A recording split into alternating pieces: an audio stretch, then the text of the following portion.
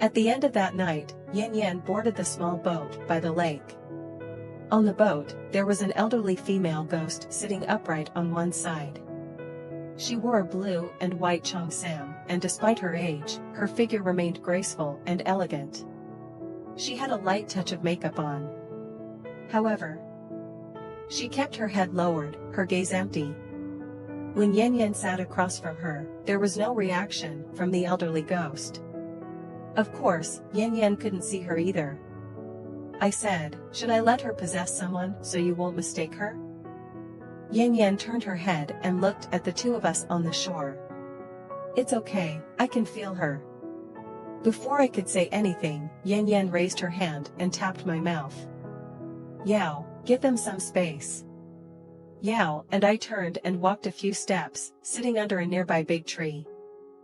From my perspective, neither Yin Yan nor her grandmother made any movement. The grandmother and granddaughter, one human and one ghost, sat facing each other on the calm water's surface. The wind gently blew, leaves whispered softly, the water surface wide and tranquil, with faint moonlight. "Yao, it's so beautiful." "Me, are you talking about Yin Yan or her grandmother?" "Yao, I'm talking about the passage of time." After a long, long time, the moon quietly disappeared, and the morning light crossed the hill, sprinkling onto the lake's surface. Yin Yan stood up and got off the boat, walking towards Yao and me. "Yin Yan, let's go."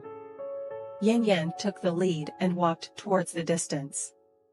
I turned around and saw the elderly woman in the cheongsam standing up, but she didn't get off the boat or look towards us. I felt somewhat sad.